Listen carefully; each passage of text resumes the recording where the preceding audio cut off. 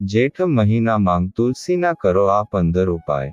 હિન્દુ ધર્મમાં તુલસીનું વિશેષ મહત્વ છે. તુલસીના છોડમાં દેવી લક્ષ્મીનો વાસ હોય છે. ઘરમાં તુલસીનો છોડ રાખવાથી આર્થિક પ્રગતિ થાય છે અને સુખ સમૃદ્ધિ વધે છે. તહેવારોમાં તુલસીની પૂજા કરવાથી જીવનમાં સુખ અને શાંતિ આવે છે. જેઠ મહિનો શરૂ થઈ ગયો છે. જેઠ મહિનામાં ભગવાન વિષ્ણુ અને હનુમાનજીની પૂજા કરવી શુભ માનવામાં આવે છે. આ બંને દેવતાઓને તુલસી ખૂબ જ પ્રિય છે. જે લોકો આર્થિક તંગીથી પરેશાન છે અને પૈસા હાથમાં આવે છે પરંતુ ટકતા નથી, જો તમે જેઠ મહિનામાં તુલસી સંબંધિત કેટલાક ઉપાયો કરશો તો તમારી દરેક સમસ્યા દૂર થઈ જશે.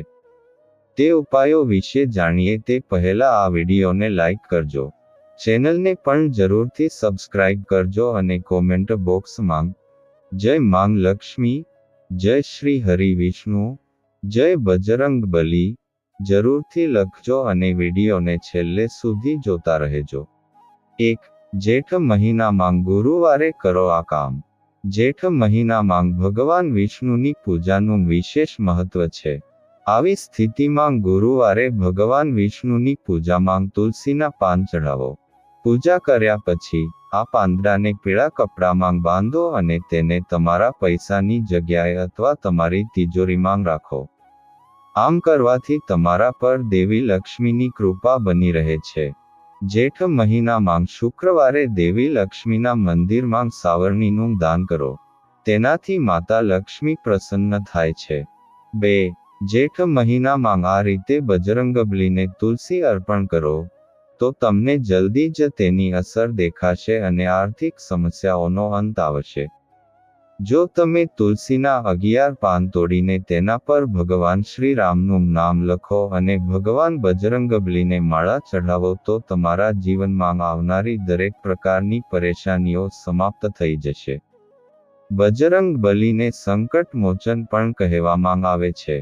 આમ કરવાથી દરેક પ્રકારની પરેશાનીઓમાંથી મુક્તિ મળે છે અને સમૃદ્ધિના માર્ગો ખુલવા લાગે છે. 3.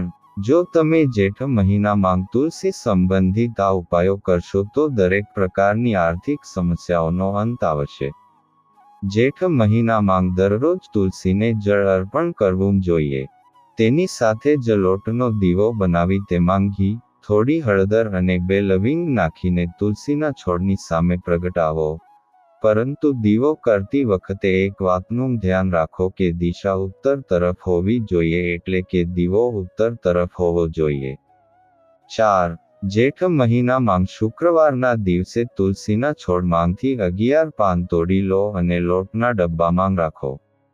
એવું માનવામાં આવે છે કે આના કારણે અન્નની ક્યારેય કમી થતી નથી. જો તમે આર્થિક સમસ્યાઓથી પરેશાન છો તો તુલસીના પાનને લાલ રંગના કપડામાં બાંધીને રાખો. પછી તેને તમારા પર્સ અથવા કબાટમાં રાખો. આમ કરવાથી ઘરમાં ધનનો પ્રવાહ વધે છે. 5. હિન્દુ પંચાંગ અનુસાર દરેક એકાદશીના દિવસે તુલસીના છોડને લગ્નની વસ્તુઓ અર્પણ કરવી શુભ માનવામાં આવે છે.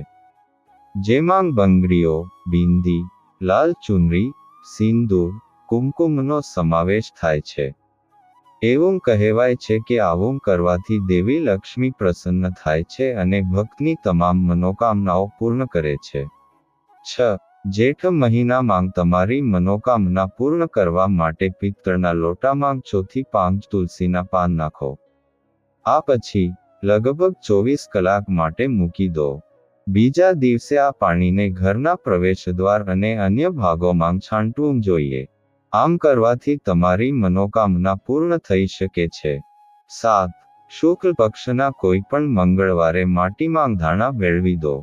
તેમાં 21 રૂપિયાના સિક્કા મિક્સ કરો અને તેને કન્ટેનરમાં રાખો.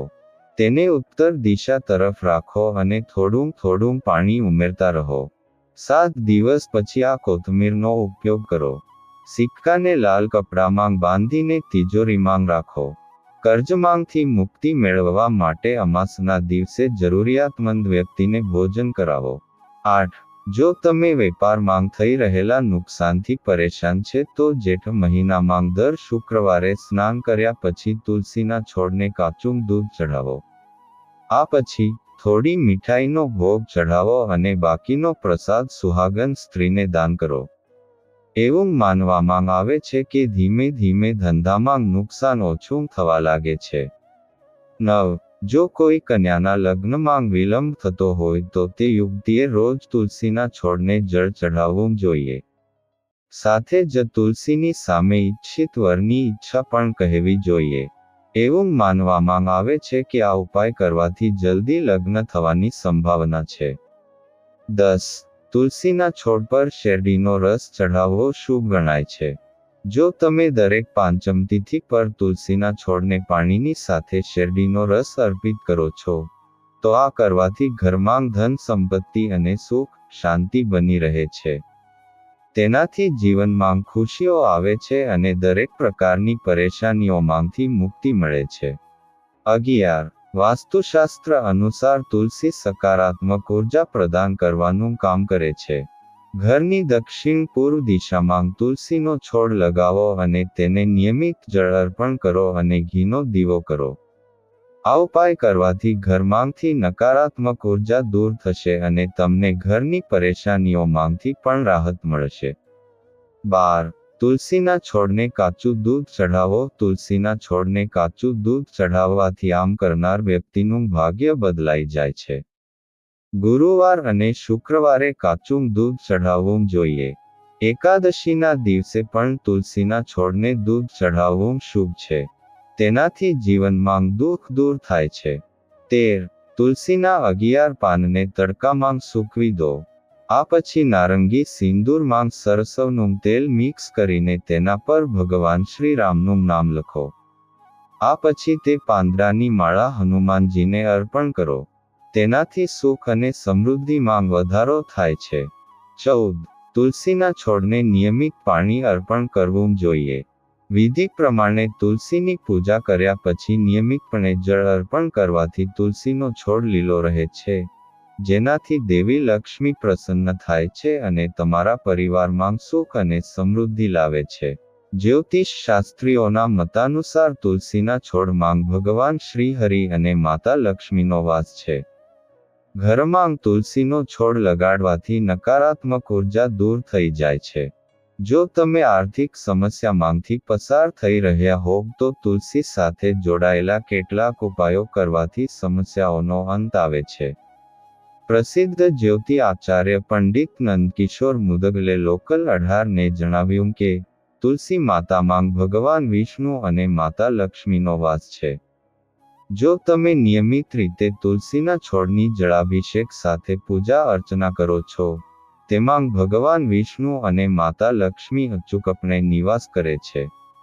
જો આ વિડિયો તમને પસંદ આવ્યો હોય તો વિડિયોને લાઇક કરજો, ચેનલને પણ જરૂરથી સબસ્ક્રાઇબ કરજો અને બાજુમાં આપેલા બેલ આઇકનને પ્રેસ કરીને ઓલ ઉપર સિલેક્ટ કરી લેજો, જેથી તેમને વિડિયોની નોટિફિકેશન સૌથી પહેલા મળતી રહે. અને કોમેન્ટ બોક્સમાં જય માંગ લક્ષ્મી, જય શ્રી હરિ વિષ્ણુ, જય બજરંગ બલી જરૂરથી લખજો. વિડિયોને છેલ્લે સુધી જોવા બદલ આપનો ખૂબ ખૂબ આભાર.